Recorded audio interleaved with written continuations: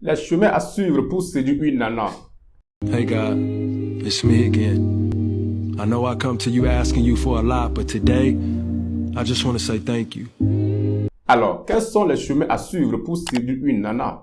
Justement, il faudra avoir une connaissance élevée dans le domaine de la séduction pour vouloir donner la réponse à cette question d'une manière exhaustive en quelques minutes dans une vidéo. Mais on pouvait, je veux dire, se focaliser sur un point majeur qui me paraît important dans le jeu de la séduction. Et ce point majeur est la maîtrise du jeu de séduction en suivant un chemin. Sur la voie du jeu de séduction, c'est de suivre les règles. Alors, sur les règles, vous avez l'ouverture, quartier de rapport, partage de coordonnées, la rencontre, la conviction, la touche et la conclusion. Alors, sans plus tarder, c'est quoi l'ouverture? L'ouverture, c'est la règle de commencer avec un sujet capital pour ne pas se voir comme un dragueur ambulant. Par exemple, le sujet capital, ça pourrait être donc de demander d'après quelque chose, comme par exemple une route, une boutique, une maison, etc. Je vais prendre boutique pour vous donner un exemple sans se montrer comme un dragueur ambulant. Alors, vous avez vu la nana, vous approchez d'elle et vous dites « Salut, excusez-moi, est-ce que vous savez où se trouve telle boutique ?» Vous appelez le nom d'une boutique dans la zone. Et la nana va vous répondre « Oui. Allez, la boutique se trouve tout près, non loin d'eux. » Et vous répondez « Ah oui, merci. » Et c'est bien là où on vend. C'est-à-dire, vous appelez le nom d'un produit. C'est-à-dire un truc du genre.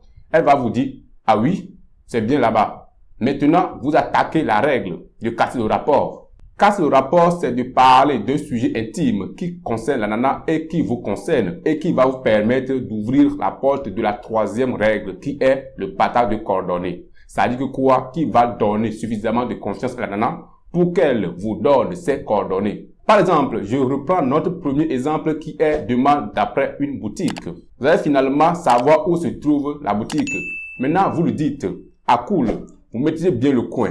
Dis donc, vous habitez dans le coin ou ailleurs. Et là, les gars, ça peut s'en suivre une discussion plus intime qui va vous lier et qui va en même temps lui donner l'occasion pour qu'elle vous laisse ses coordonnées. Dans la règle de casser le rapport, il faut que vous faites effort pour trouver un sujet qui va amener votre cible à vous répondre. Lana écoute la musique, par exemple. Vous lui dites, ah oui, je suis un artiste, laisse-moi te chanter mon dernier morceau. Genre un truc de blague qui va lui permettre de se sentir à l'aise avec vous pour pouvoir répondre à vos questions. Dans le cas du rapport, il faut tout et tout trouver le prétexte.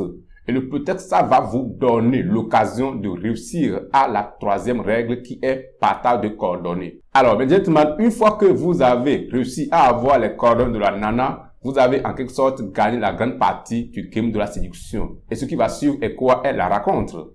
Eh bien, la rencontre est égale à quoi? Est égale à la séduction. Bien sûr. Et vous dites au revoir après avoir eu ces coordonnées.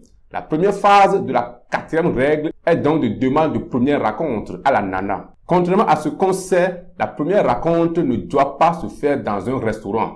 À cause de quoi? À cause des astuces d'association. Les astuces d'association, c'est une astuce psychologique qui amène l'inconscient à associer entre eux les éléments de même catégorie. Les hommes publicitaires se servent beaucoup à cette astuce.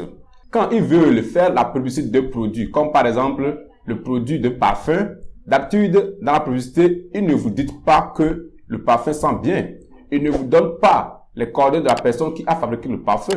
Non, ils ne font pas ça. Ils dessinent magnifiquement sur l'emballage du parfum un homme élégant avec une poitrine bien dégagée et une femme de regard attirant. Et ensuite, paf, le parfum. C'est fini. Les acheteurs s'intéressent à ça et il n'y a aucun attachement entre l'image sur l'emballage et le parfum.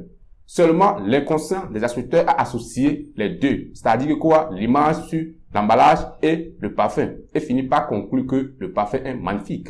C'est la raison pour laquelle, en vrai, il vaut mieux inviter la nana pour la première fois ailleurs que dans un restaurant. Comme par exemple, l'inviter dans un jardin où on profite de l'air naturel.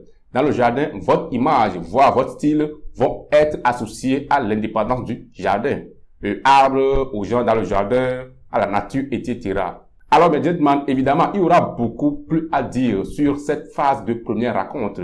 Mais on va vite attaquer la cinquième règle du jeu de la séduction. La cinquième règle du jeu de la séduction qui est la conviction. Alors, la conviction dans le jeu de séduction se passe dans l'échange. Et notamment, l'échange amoureux n'a qu'un seul but. Et le but, c'est quoi? C'est de persuader. Quand on échange, c'est de convaincre. Sinon, on n'aura aucune raison d'échanger. Et pour échanger, vous avez 4 bons chemins. Vous avez d'abord 2 chemins qui sont inacceptables dans le jeu d'exécution, à savoir le chemin de chantage et le chemin de violence.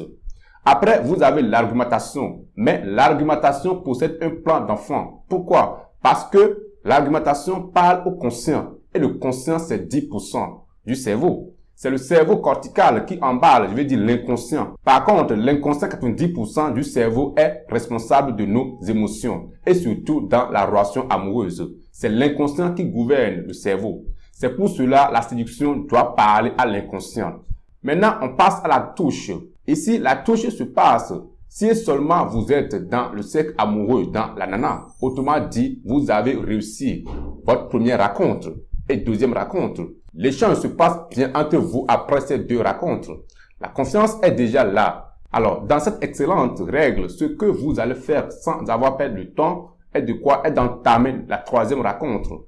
Dans cette rencontre, vous pouvez commencer par la toucher, la taquiner, lui dire des mots doux. C'est ça maintenant qui va vous amener à la dernière règle qui est la conclusion.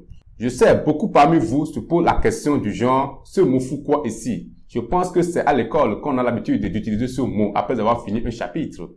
Oui, vous avez tout à fait raison. Mais laissez-moi vous dire que le mot conclusion s'utilise presque dans tous les domaines, notamment le domaine d'affaires, de musique, du sport, de séduction, et bien, etc.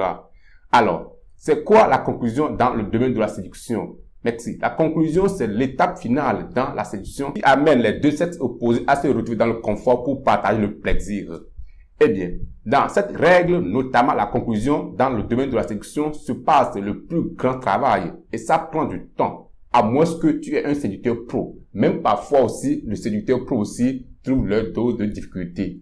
Merci. Alors, mes gentlemen, ceci m'amène à vous dire que nous sommes arrivés à la fin de la vidéo du jour. Si vous n'êtes pas encore abonné, alors abonnez-vous. Appuyez sur la notification pour ne pas louper la prochaine vidéo. Sur ce, les gars, je vous souhaite une très bonne suite. Restez directement à jamais, mon premier Benjamin, et que Dieu le coup parfait soit toujours avec vous, les gars. Paix.